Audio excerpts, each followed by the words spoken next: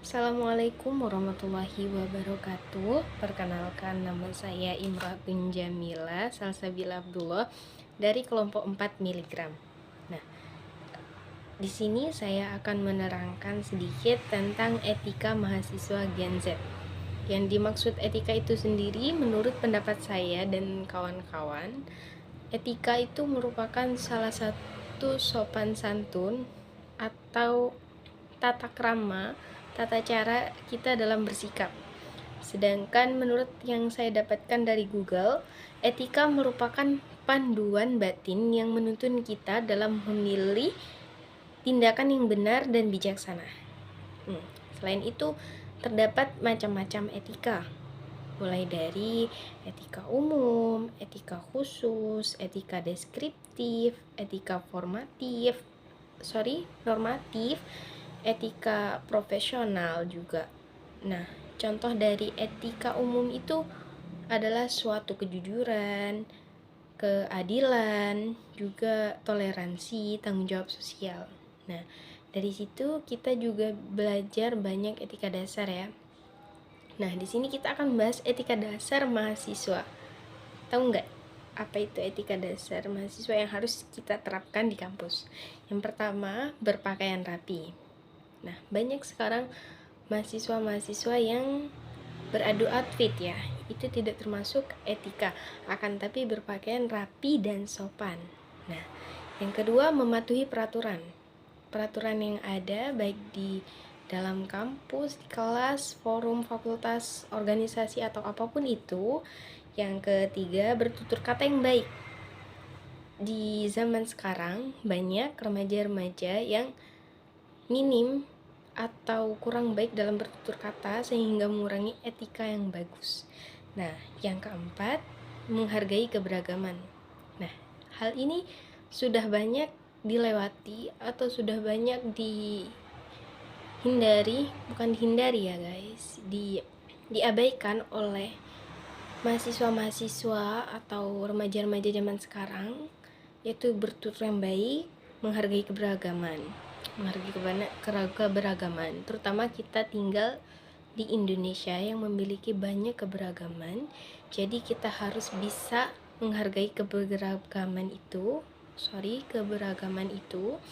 karena dari simbol kita Bhinneka Tunggal Ika, berbeda-beda tapi tetap satu. Lanjut, etika dasar mahasiswa yaitu kerjasama dan kolaborasi. Nah, kebanyakan kerjasama ini disalahgunakan. Kerjasama ini untuk hal yang positif saja ya teman-teman, bukan dalam hal yang negatif. Nah, yang selanjutnya adalah menghormati dosen dan para staf. Jadi kita bukan hanya menghormati dosen di kampus saja, tapi juga para staf seperti tukang sapu, cleaning service di sana, atau penjaga kantin di kampus, atau bisa yang lainnya. Jadi kita bisa mempelajari banyak etika dasar atau etika yang harus dipelajari di mahasiswa. Selain daripada itu, etika kepada dosen. Nah, saya akan berikan sedikit tips etika kepada dosen. Nah, untuk menghubungi dosen, banyak dari teman-teman menggunakan kata assalamualaikum langsung ke inti. Nah, jadi gini teman-teman, kalau kalian menghubungi dosen langsung bertanya, seumpamanya, Pak, ada di mana?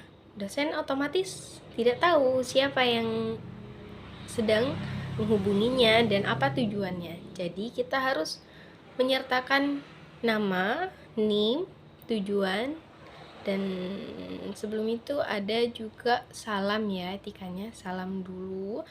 Terus sehabis salam mohon maaf karena mengganggu waktunya.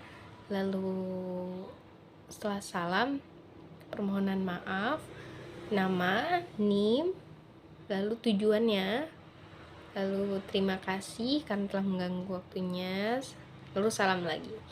Itu termasuk etika dalam menghubungi dosen secara online ya. Nah, selain daripada itu, di sini juga ada etika digital. Nah, teman-teman tahu sendiri kan, di era digital itu kita juga harus menggunakan etika ya, seperti stop hoax. berita hoax, berita bohong yang lagi gempar-gemparnya di dunia maya, yaitu berita hoax atau berita palsu ya guys. Jadi juga secukupnya menggunakan sosial media, kita secukupnya mengambil hal-hal penting, hal-hal baik disaring, dan jangan langsung menyebarluaskan hal-hal yang dianggap merugikan diri sendiri atau orang lain. Selain itu juga ada etika komunikasi. Nah, etika komunikasi ini berlaku untuk semua orang, baik teman, kerabat, orang tua, dosen, atau siapapun itu. Karena etika komunikasi ini sebagai panduan manusia dalam komunikasi dapat mempengaruhi semacam respon dari lawan bicara kamu ketika kamu menggunakan etika komunikasi. Jadi daripada itu, ketika kamu berkomunikasi dengan menggunakan etika, lawan bicara kamu akan lebih senang mendengarkan kamu daripada kamu berbicara tanpa etika. Oke?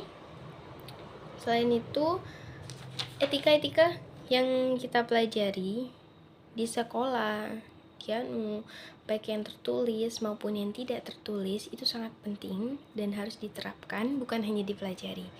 Jadi bagi teman-teman, mungkin dari yang saya tahu seputar etika dan tips-tips bagaimana kita beretika, terutama kepada teman, dosen, apalagi orang tua ya. Dosen juga termasuk orang tua kita di kampus. Oke. Mungkin cukup sekian dari